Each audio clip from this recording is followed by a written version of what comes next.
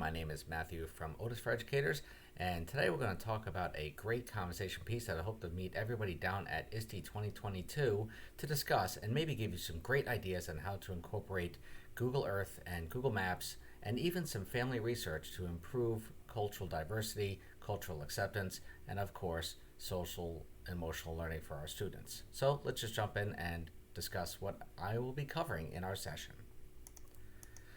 So, putting our family's journeys on the map. Now, this can be me, Matt Baxter, hi, and Rob Abraham. We'll be joining together to do a really quick overview of what it would take to put in a really good research project for your students, incorporating their family's journeys into the new world, or in this case, to where they live now. So, let's go through our little sessions that we have set up here. So, starting off here, we're going to do an introduction. And in our introduction, we're going to discuss the reasons why we're doing the project, introduction into cultural diversity and cultural acceptance. We're going to, of course, model some great group project ideas that students have created and how we expect them to work out. We're also going to break down the project components. We're going to talk about what it takes, what are the research activities that you need to work on, and of course, assessment and evaluation. So what is our purpose? Well, this great little session that we'd like to provide for you is to help promote cultural identity and one's cultural history. Now, we'll let students take pride in where their families come from, and of course, students explore or research their family's history through free online resources and use note-taking apps to collect their research. Students will create individual Google My Maps illustrating their family's journeys to where they live now. And as a class, they will combine their maps to create one big family class map. The resources we'd like to cover starts off with Ancestry.com or FamilySearch.org, either one free resources to start doing some great research. But to be mindful, sometimes students may not have a lot of great resources. As a quick reminder, there may be some students who are new arriving citizens and or immigrants to our land where they come from and where they end up in your town and your community. Maybe they're not in the register roles yet related to travel on ships and airplanes and boats and such. Maybe they're not in the censuses yet. So let them use their tools, their mouth and their ears and their eyes to ask their family some family history and also discuss possibility of taking down notes, oral history, writing things down, even recording their grandparents or the great-grandparents or whatever the generation they can speak to talk about their migration or their travels to here.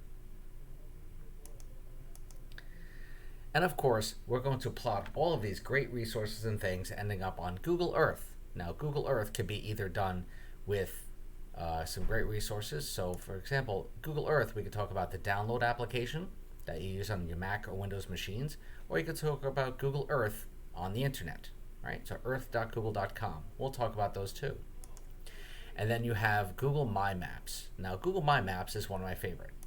Google My Maps is one of my favorites because it is Google Maps, but with the ability for you to add your own content or create great digital stories related to examples like Rising Esperanza, or if your name was changed at Ellis Island.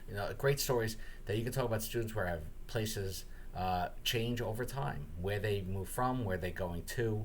But I like about the My Maps is that you could leave notes, anecdotes, or even those recordings of your grandparents on there. So we're going to explore in our session how these are done and how they're completed. So with that, we're going to finish up our last few conversations here, and we're going to talk about, well, what do we do next? So from there, how do you score and how do you assess these?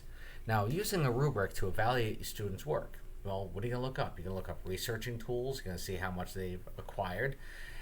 How do they take their notes and their resources, and what makes them find their accurate information? And of course, when they collect all that accurate information, accurately placing those locations on the geographic applications that you're using. But make sure that they give details, give information, and these details and such, that are added to the pins, and we'll talk about what those pins are. So from our examples that we're going to talk about here, we can always discuss the next feature over here where we have some really good resources that we're going to discuss and cover with everybody and give ourselves an opportunity to make sure everybody can see these. So we have FamilySearch.org, we have Ancestry.com, a couple of books that I mentioned before. Another great book is Island of Hope, Island of Tears for those people who really want to explore. And but don't forget Angel Island out in San Francisco. Those are great ones that we always refer back to about people's travels and records that are to be found. That's our little that's our little presentation. Hopefully, you get to meet us down at ISTE 2022 down in New Orleans, Louisiana. Now, you can find me and Rob, who's not here, at booth 2448. And that's for Otis for Educators. Hope to see you there. Bye, all.